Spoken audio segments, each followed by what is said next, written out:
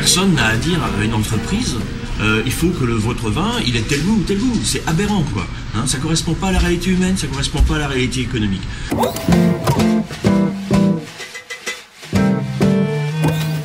Donc il faut continuer les recherches fondamentales sur le goût.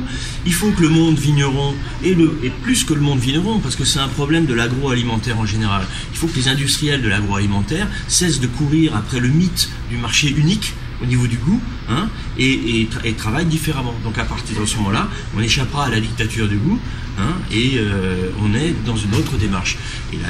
Et c'est là qu'on comprend que l'essentiel de la démarche, c'est un contrôle des conditions de production en amont. Et la dégustation, elle a un rôle, c'est de contrôler qu'il n'y a pas, que c'est pas un vin à défaut majeur qui serait une insulte au consommateur. C'est-à-dire un vin moisi, un vin piqué, bon, ça, il faut les écarter. Et quand on goûte ça et qu'on trouve ça, il faut que ça renvoie à un contrôle en amont de l'entreprise pour comprendre ce qui s'est passé et pas simplement que ce soit une sanction guillotinante.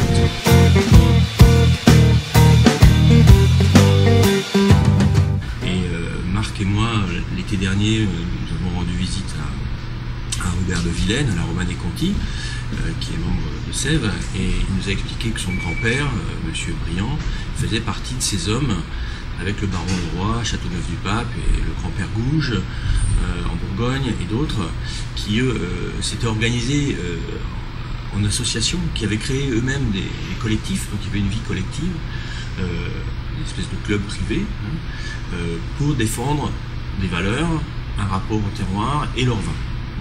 Et la création des AOC en 1935, c'est la rencontre de ces hommes, de ces vignerons, et d'une volonté politique portée par un sénateur qui a mis 30 ans à le graver dans le marbre de la loi, hein, et qui aboutit, enfin la volonté politique, c'était que l'État soutienne cette éthique et crée un label visible et crédible sur le marché auprès des consommateurs.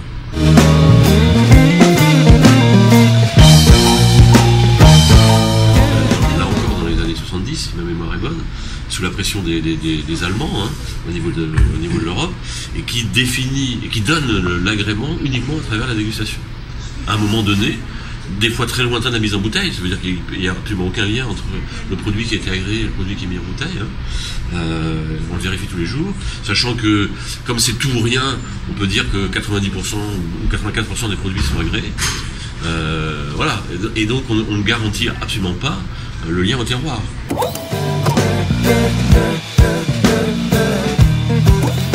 La dérive, elle a effectivement abouti à la situation actuelle où on est à je crois plus de 50% des vins qui sont produits en appellation, avec comme l'a très justement expliqué Patrick, le problème des appellations, c'est qu'elle n'avait pas, la philosophie des appellations, elle n'a pas pour vocation à défendre une production de volume, mais plutôt des terroirs difficiles. Le Coffre d'Alep, ça a été la réunion de vignerons qui ont essayé de lutter dès les années 70 contre cette dérive des appellations sur la définition des terroirs et la délimitation des parcelles. Un des fondateurs du Coffre d'Alep, c'était Jacques Perrin, donc le père de Jean-Pierre Perrin, Beaucastel, quoi, hein, avec Brana, qui était un universitaire de Montpellier, et avec l'appui discret du directeur de l'INAO de l'époque, M. Pestel.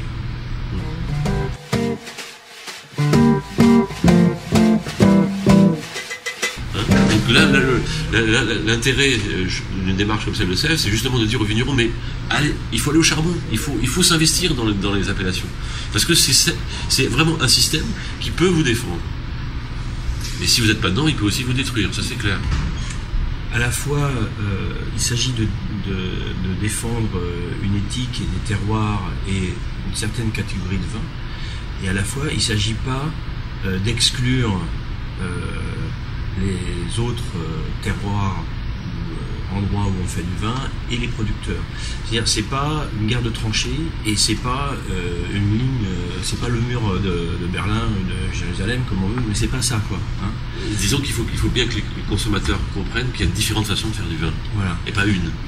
Donc le problème, mais bon, En terre gauloise, c'est bien connu, hein, le problème c'est notre incapacité à travailler ensemble. Maintenant, si on y arrive, si les gens comprennent que le développement de leur entreprise, ça passe par cet investissement collectif, à ce moment-là, l'espoir est permis. Voilà.